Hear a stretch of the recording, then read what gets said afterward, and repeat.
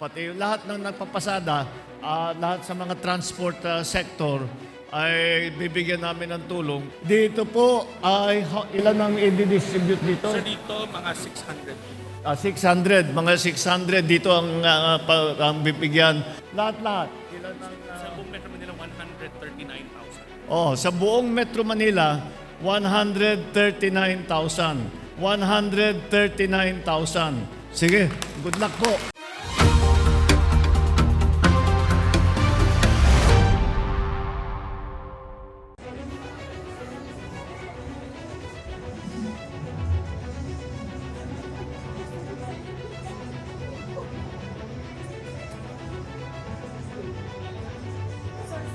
Sir, paalisin na kayo mga nakaupo dyan. Kuya! Kuya! Salubong ka doon, salubong ka. Nandito lang po kami para tignan itong ginagawa natin. Ito na nagsimula itong distribution. Alam naman ninyo ang nangyari. Nagkagera sa Middle East. Doon sa pinanggagalingan ng langis, nagtaasan ng presyo ng langis. Tinamaan ngayon tayo. Wala naman tayong kinalaman dun sa gera na yan. Pero siyempre, pagka tumaas yung langis, damay lahat. Kaya itong ginawa natin, nagsimula ngayon today, para sa lahat ng mga tinamaan, lalo na yung mga transport workers, kayo mga tricycle driver, pati lahat ng nagpapasada, lahat sa mga transport sector, ay bibigyan namin ng tulong para naman may kaunting pampahabol dun sa pagtaas ng presyo. Kanina raw umaga, kulang-kulang na lang, 100 na ang kada litro. Kaya kailangan, alam ko, kailangan ninyo yan para kahit papaano meron pa rin kayong kinikita. Dahil pagka wala ito, napakahirap na masyado. Kaya siguro, nandito lang po kami para mag-inspeksyon at titiyakin lang namin na makapagbigay tayo. Dito po ay ilan ang i-distribute dito? Sir, dito mga 600. 600, mga 600 dito ang bibigyan. Mga 600 ang bibigyan nito ng distribution. Lahat-lahat. Ilan ang... Sa buong Metro Manila, 139,000. sa buong Metro Manila, 139,000. Nagtayo tayo, naglagay tayo ng ilan to? 30. 30 na ganitong distribution center sa buong Metro Manila. Meron din kasama sa Cebu, meron din sa Davao, at pagkatapos nun sa iba't ibang lugar, lahat na ng mga tinatawag nga namin, mga antukoy namin ay mga transport workers. Ito kayo. Yun na nga, yun nagpapasada para hindi naman masyadong mahirapan kayo, hindi naman masyadong mahirapan ang commuter, mga pupunta sa trabaho, at hindi masyadong tataas sa mga presyuhan. Kaya ito ay patuloy namin gagawin hanggang ganito pa ang sitwasyon. Kaya basta't nandito lang yung gobyerno para tulungan kayo. Sige, good luck po.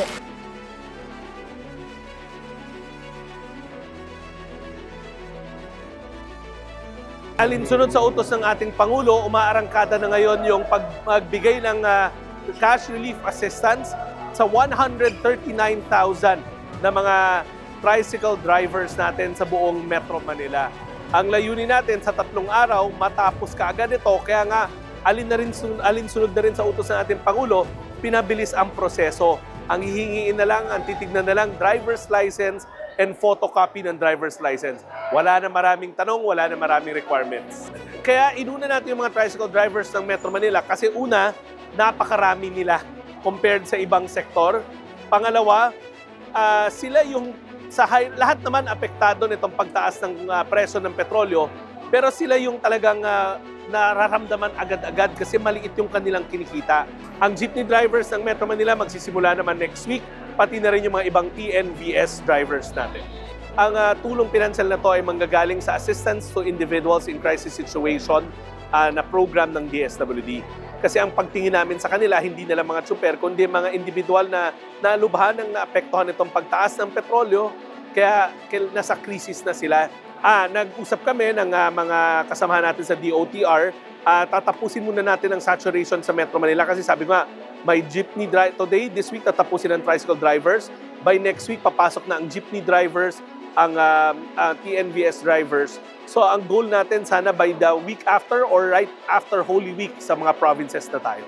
Na yung fuel subsidy nila, ibang programa to. So talagang whole of government, habang tumutulong ang DSWD sa anggulo ng social welfare, yung Department of Transportation naman tutulong sa subsidy sa fuel. So these are two separate programs that you can avail of. Sa ating mga kasama na mga namamasada ng public utility vehicles, alinsunod sa utos ng ating Pangulong BBM, sisiguraduhin natin na matulungan lahat ng naapektuhan nitong pagtaas ng presyo ng petrolyo.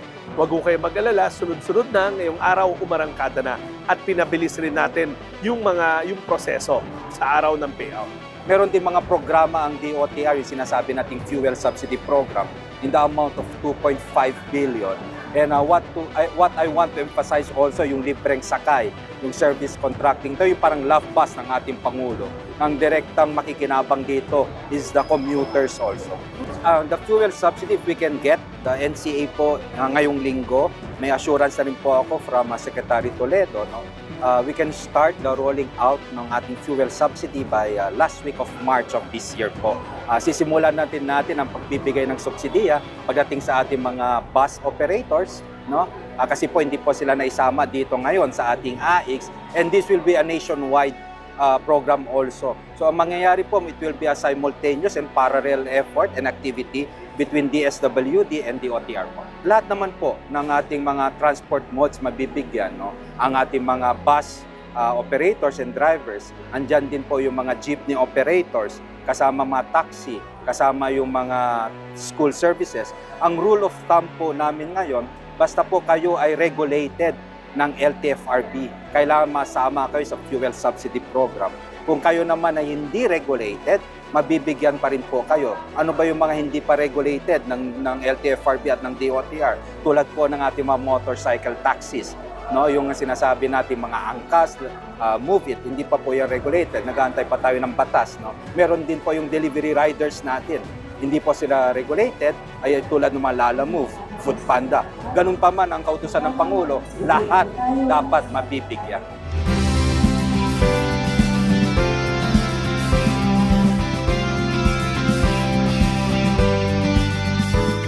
Alam naman ninyo ang nangyari, nagkagera sa Middle East, doon sa pinanggagalingan ng langis, nagtaasan ng presyo ng langis, tinamaan ngayon tayo, wala naman tayong kinalaman doon sa gera na yan. Pero siyempre, pagka tumaas yung langis, damay lahat. Kaya itong ginawa natin, nagsimula ngayon today, para sa lahat ng mga tinamaan, lalo na yung mga transport workers, kayo mga tricycle driver, pati yung lahat ng nagpapasada, lahat sa mga transport sector, ay bibigyan namin ng tulong para naman may kaunting pampahabol dun sa pagtaas ng presyo. Kanina raw umaga, kulang-kulang na lang, 100 na ang kada litro. Kaya alam ko, kailangan ninyo yan para kahit papaano, meron pa rin kayong kinikita. Dahil pagka wala ito, napakahirap na masyado. Ito ay patuloy namin gagawin hanggang ganito pa ang sitwasyon.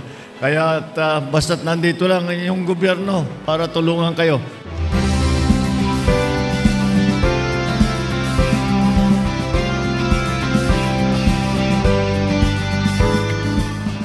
Napakalaking tulong po nung ginawa niyo sa mga tricycle driver at lalo-lalo na inuna kami ni Presidente ngayon dahil kami po yung pinakakawawa sa buong transport na napakaliit na ng kinikita, tumaas pa yung gasolina. Siguro ngayon mga 100 na lang, 80 mauuwi namin. Nung hindi pa tumataas, nakakauwi siguro sila ng mga 500 hanggang 700. Ngayon wala na, mga abuti na lang ng 150 yung maiuwi nila legit po lahat ng mga tricycle dito yan. Wala pong kolorong dyan. Tuwan-tuwa po sila, Mr. President, sa ginawa nyo. Inuna nyo kami ngayon. Noon, malaki na, 700 na nauwi ko sa bahay. Ngayon hindi. Sapat lang. Ngayon nagtataasan pa. Kami nagtataas ang presyo sa toda namin. Kasi mahirap na rin yung mga taong sumasakay sa amin. Kaya maraming salamat po sa blessing na binigay sa amin na sa toda namin na nabigyan kami ng ayuda